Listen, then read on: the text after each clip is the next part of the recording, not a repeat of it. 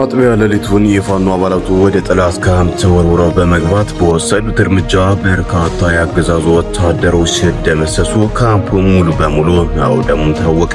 ውጊያው ከክላሽ ጀምሮ በቦምብና በሳንጃ ጨበጣ እየተካሄደ ሲሆን በዚህም ከተገደሉ የአገዛዙ ወታደሮች መካከልም ከፍተኛ ቁጥር የሚይዙት በፋኖ ሳንጃ ደረታቸውን የተወጉ ወታደሮች ናቸውም ተብሏል። ፋኖ ወደ ጠላት ቀጠና በመግባት ከሳንጃ ወቅት ጀምሮ በጨበጣ ውጊያ በደፈጣና በቁረጣ እንዲሁም በሜካናይዝድ በሚወስደው እርምጃ አጠናክሮ የቀጠለ ሲሆን በአንጻሩ የአገዛዙ ኃይል ከማጥቃት ወደ መከላከል የተሸጋገረ ቢሆንም ነገር ግን ራሱን ማዳን አለመቻሉም ታውቋል። በአርበኛ ሸረባችን ነፊ የሚመራው ዞብልጃኖ ክፍለ ጦር በጭልጋ ወረዳ ጫንደባ ከተማ ዙሪያ በወሰደው እርምጃ በርካታ የአገዛዙ ወታደሮችም ተገደሉ። የአማራ ፋኖ ጎንደር ጠቅላይ ግዛት ዕዝ 202ኛ ኮር አካል የሆነው ዞብልጃኖ ክፍለ ጦር ከጠላት ጋር ትንቅንቅ እያደረገ ለነበረው በየምድር ክፍለ ጦር ተወርሮ በመድረስ የጠላትን ጦር በመደምሰስ ታላቅ ጀብድ ፈጽመዋል። የቀጠናው መልክዓ ምድር የእጁን መዳፍ ያክል የሚያሞቀው ዞብልጃኖ ክፍለ ጦር ጠላት ላይ መብረቃዊ ጥቃት የፈጸመ ሲሆን በዚህም በርካታ ወታደሮችም ሲገደሉ በርካቶች ደግሞ ቆስለው ለሕክምና ወደ ጭልጋ ሆስፒታል መወሰዳቸውም ታውቋል። በተያያዘ ዜናም ፋኖ በማዕከላዊ ጎንደር ዞን ጣቁሳ ወረዳ ጫውደባ ከተማ ላይ አጥቢያ ሌሊቱን የአገዛዙ ወታደሮችን ካምፕ ሰብሮ በመግባት እርምጃ መውሰድም ተከትሎም ዛሬው ሙሉ ቀን የጨበጣ ውጊያም ሲካሄድ አጥቢያ ሌሊቱን በፋኖ ለተመቱ ጓዶቻቸው እገዛ ለማድረግ ዙ 23 እና መድፍ እንዲሁም ሌሎች ከባድ የጦር መሳሪያዎችን ታጥቀው የገቡት ያገዛዙ ወታደሮች እነሱ መውጫ ማምለጫቸው በፋኖ አፈሙዝ ሲረግፉ ሟላቸውንም ገሞራ ሚዲያ ለማረጋገጥ ችሏል። አጥቢያ ሌሊቱን የፋኖ አባላቱ ጫውደባ ከተማ በነበረው የጠላት ካምፕ ተወርውረው በመግባት በወሰዱት እርምጃ በርካታ ያገዛዙ ወታደሮችም ሲደመሰሱ ካምፑ ሙሉ በሙሉ መውደሙንም ገሞራ ሚዲያ በረፋድ ዜናው አውጇል። ውጊያው ከክላሽ ጀምሮ በቦምብና በሳንጃ ጨበጣ የተካሄደ ሲሆን በዚህም ከተገደሉት የአገዛዙ ወታደሮች መካከልም ከፍተኛውን ቁጥር የሚይዙት በፋኖ ሳንጃ ደረታቸውን የተወጉ ወታደሮች ናቸውም ተብሏል። ፋኖ ወደ ጠላት ቀጠና በመግባት ከሳንጃው ጀምሮ በጨበጣ ውጊያ በደፈጣና በቁረጣ እንዲሁም በሜካናይዝድ የሚወስደው እርምጃ አጠናክሮ የቀጠለ ሲሆን በአንጻሩም የአገዛዙ ኃይል ከማጥቃት ወደ መከላከል የተሸጋገረ ቢሆንም ነገር ግን ራሱን ማዳን አለመቻሉንም ገሞራ ሚዲያ ካሰባሰበው መረጃም ለማረጋገጥ ተችሏል። በምስራቅ አማራ ቀጠና ወግድን ጨምሮ በምዕራብ ወረዳዎች ትናንትና ዛሬ ከባድ ትንቅንቅ እየተካሄደ ይገኛል።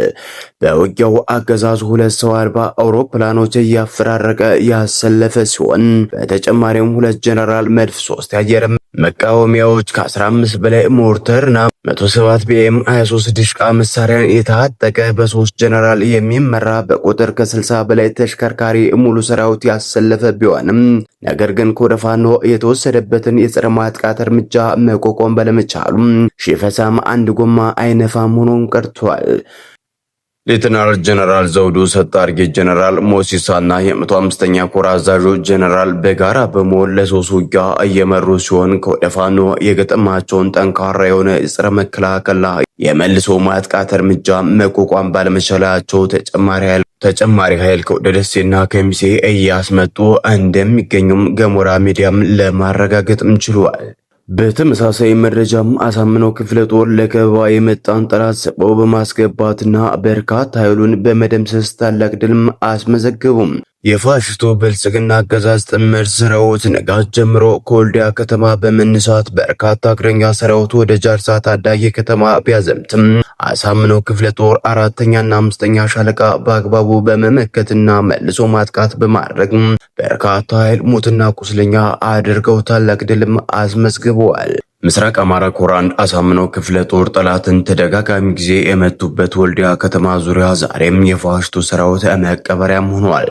ጀግኖቹን ለመክበብና ለማፈን የተንቀሳቀሰው የጠላት ሰራዊት የጀግኖቹን ክንድ ቀምቶ ወደ መጣበትም ተመልሷል። በተመሳሳይ መረጃም የአማራ ፋኖ ብሔራዊ ንቅናቄ ደቡብ አማራ ቀጠና አሳምነው እስከ ሰም 2ኛ ኮር ነበልባል ክፍለ ጦር ድልም ተቀዳጀም። አፋብን ደቡብ አማራ ቀጠና አሳምነው እስከ ሰም 2ኛ ኮር ነበልባል ክፍለ ጦር ጠላት ላይ ባደረሰው የደፈጣ ምድል መቀዳጀቱም ተገለጸ።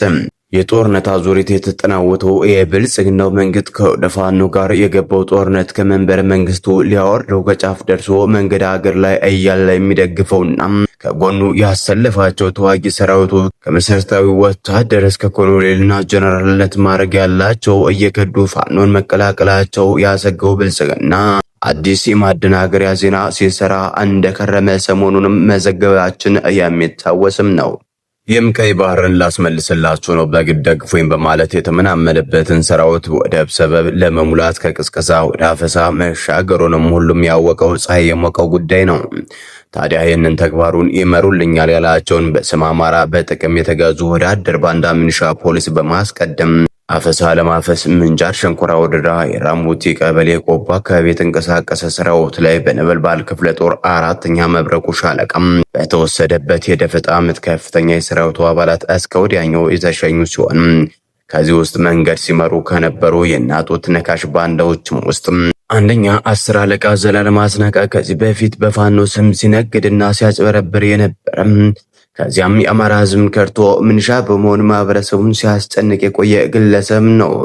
በተጨማሪም ስማቸው በውሉ ያልታወቀ 2 ምንሻዎችና የፖሊስ አባል እንዲሁም ከ23 በላይ የመከላከያ ሰራዊት አባል በመብረቁ ሻለቃ እስከ ወዲያኛው እየተሸኙ ሲሆን ከአፈሳ የመጣው የብልጽግና ጥምር ጦር በክንድ ጠንካራው ነበልባል ክፍለ ጦር መብረቁ ሻለቃ በምትኩ የሬሳ ክምር ሰርታም አምሽታለች። የደፈጣ የታሰበለትን ዓላማ ያሳካ ነበር ያሉት የመብረቁ ሻለቃ አዛዦችም ናቸው። የዚህም ደፈጣ ዋና ዓላማ የናጡት ነካሽ የሆነውን የ10 አለቃ ዘላለምን ታርጌት ያደረገ ነበር ያሉት ደግሞ የመብረቁ ሻለቃ ምክትል አዛዥም ነበሩ። ከዚህ ቀደም የኛ አባል በመሆንና በዘመቻነት ተመድቦ መረጃችንን ለጠላት አሳልፎ በመስጠትና ጦሩን የተለያየ ያልተጣሩ የሐሰት ወሬዎችን በሰራዊቱ መካከል በማስወራት ጦሩን ለመበተን ያደረገው ሙከራ በመጋለጡና ከፍተኛ ክትትል እየተደረገበት እያለም በመክዳት ወደ ቀጣሪው ብልጽግና ከፍተኛ ገንዘብ በመዝረፍ መግባቱም ይታወቃል። እናም የሰግብግብ ወገኑን የከዳ ባንዳ ዘላለም የለመደውን የዝርፊያና የበደል ስራውንም በከተማ ህዝብ ላይም በማድረስም ስማቸው እንዳይጠቀስ የፈለጉ በርከት ያሉ የችግሩ ሰለባ የሆኑ ንጹሃን ዜጎችም በተደጋጋሚ የሰራውን ግፍና በደልም ነግረውናል። ሰላም ጤና ይስጥልን። የተወደዳችሁና የተከበራችሁ የሚዲያችን ቤተሰቦች ለሰዓቱ የነበሩን መረጃዎች እነዚህን ይመስሉ ነበር። በሌላ በተጠናከረ መረጃዎች እስከምንገናኝ በያላችሁ በሰላም ቆዩልን።